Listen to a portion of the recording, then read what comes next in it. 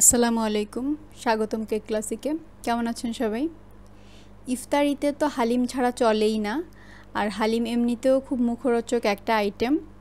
অনেক তো আমরা বাহিরের হালিম মিক্স দিয়ে হালিম তৈরি করলাম, এবার চলেন ঘরেই অল্প কিছু উপকরণ দিয়ে তৈরি করে নিই হালিম মিক্সার মশলা। এখানে 3 ধরনের ডাল নিয়ে নিয়েছি আমি, আর নিয়ে নিয়েছি পোলাওয়ের চাল। মসুর ডাল আর মুগ ডালটা আমি ছোলা আর পোলাওর চালে ডবল ইউজ করেছি। মসুর ডালটা আমি 1 কেজির মতো নিয়েছি, আপনারা আপনাদের পরিমাণ মতো নিয়ে নেবেন, এই জন্য আমি রেশিওটা উল্লেখ করে দিয়েছি।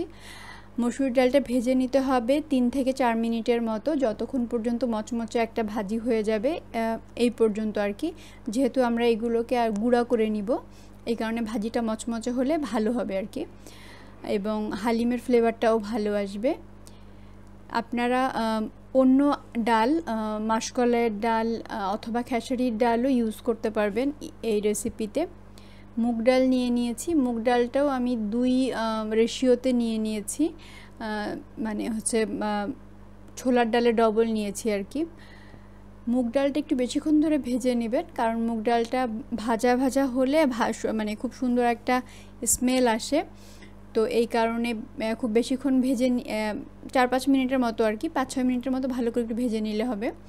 ছোলার ডাল নিয়ে নিয়েছি, ছোলার ডালটা আমি মুগ ডাল আর মসুর ডালের অর্ধেক নিয়েছি আর কি। ছোলার ডালটাও ভালো মতো ভেজে নিতে হবে। ডালগুলোকে এমনভাবে ভেজে নিতে হবে যাতে আমাদের ভেঙে নিতেও সুবিধা হয় এবং জিনিসটা যাতে একটা মচমচা ভাব থাকে। পোলাওর চাল নিয়ে নিয়েছি, পোলাওর চালটাও আমি মুগ মসুরের অর্ধেক পরিমাণে নিয়েছি। আপনারা পোলাওয়ের পরিবর্তে চাইলে আতপ চালও ইউজ করতে পারবেন অথবা বাসমতি চালও ইউজ করতে পারবেন এই রেসিপি এই মিশ্রণের জন্য, তবে আমার কাছে পোলাওর চালের ফ্লেভারটাই সবচেয়ে ভালো লেগেছে। পোলাও চালটাও ভেজে নিতে হবে 5-6 মিনিটের মতো। আপনারা অন্যান্য 4-5 রকমের ডাল দিয়েও এটা করতে পারবেন, আমি এখানে 3 রকমের ডাল নিয়েছি। আর এই রেসিপিতে আমি গম ইউজ করিনি। আপনারা যদি খুব বেশি থিকনেস চান সেক্ষেত্রে আপনারা 1 টেবিল চামচের মতো কর্নফ্লাওয়ার রান্নার সময় অ্যাড করতে পারবেন। আমরা গুঁড়া করে নিয়েছি হালিমের ডালগুলোকে।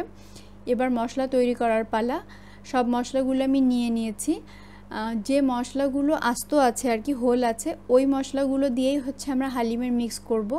আর বাসায় যেহেতু আমরা ধনে গুঁড়া, মরিচ গুঁড়া আর হলুদ গুঁড়া এমনিই খাই, তো ওটাকে আমরা আসলে রান্নার সময় ইউজ করব। আপনাদেরকে দেখানোর জন্য আমি জাস্ট রেখে দিয়েছি। যে মশলাগুলো আস্ত আছে ওই মশলাগুলোকেই হচ্ছে আমরা ভেজে গুঁড়া করব হালিমের রেসিপির জন্য। এখানে জিরা নিয়ে নিয়েছি, জিরাটা হচ্ছে অন্য মশলার চেয়ে পরিমাণে আমি ডবল নিয়েছি, জিরা আর হচ্ছে মেথি। জিরাটাকে ভালো মতো ভেজে নিতে হবে, টেলে নিতে হবে আর কি, যতক্ষণ পর্যন্ত চিটচিট করে মানে জিরা ভাজি না হয়ে যায় ওই পর্যন্ত আর কি। মেথিটাকেও ভালো মতো নিয়ে নিয়েছি আমরা, মেথিটা অন্য মশলার চেয়ে ডবল পরিমাণে নিয়েছি। মেথিটাকে ভালোভাবে ভেজে নেবেন, কারণ মেথিতে নর্মাল একটা স্মেল থাকে, ভাজলে ওই স্মেলটা মানে কমে যায় এবং খেতে ভালো লাগে আর কি।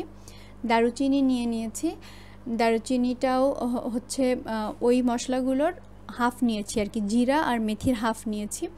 মশলাটা আসলে আপনারা আপনাদের পছন্দ মতো হচ্ছে পরিমাণটা আসলে আপনাদের পছন্দ মতো করতে পারবেন, আমি বেশি পরিমাণে করেছি। আর নিয়ে নিয়েছি এলাচ, লবঙ্গ আর গোলমরিচ একসাথে নিয়ে নিয়েছি, একসাথে টেলে ভালো করে একটু টেলে নিতে হবে। যেহেতু মশলা আমরা গুঁড়া করব, টালাটা ভালো হওয়া একটু গুরুত্বপূর্ণ। আর নিয়ে নিচ্ছি পোস্তদানা, পোস্তদানাটাকেও টেলে নিতে হবে, একটু খেয়াল রাখবেন পোস্তদানা পুড়ে যায় তাড়াতাড়ি। জায়ফল জয়ত্রী নিয়ে নিয়েছি, মানে আমি সব মশলাগুলো এক রেসিপি ইউজ করেছি, শুধু জিরা আর মেথি হচ্ছে ডবল রেসিপি ইউজ করেছি। ভালো মতো ভেজে নিতে হবে। এখানে আমি আর ইউজ করেছি হচ্ছে 5 ফোড়ন, এটার ভিডিওটা এখানে আসেনি, 5 ফোড়নটাও ভেজে নিতে হবে। আর হচ্ছে মৌরিটাকেও ভালো মতো ভেজে নিতে হবে। সব মশলা ভেজে নেওয়ার পরে আমরা এটাকে ভালোভাবে গুঁড়া করে নিব, গুঁড়াটা মিহি গুঁড়া হবে আর কি। আমাদের মশলা আর ডালের মিশ্রণ কিন্তু তৈরি হয়ে গেছে, এবার হচ্ছে রান্না করে পরিবেশনের পালা। মজাদার হালিম তৈরি করবেন আপনারা, ভালো থাকবেন আপনারা, আল্লাহ হাফেজ।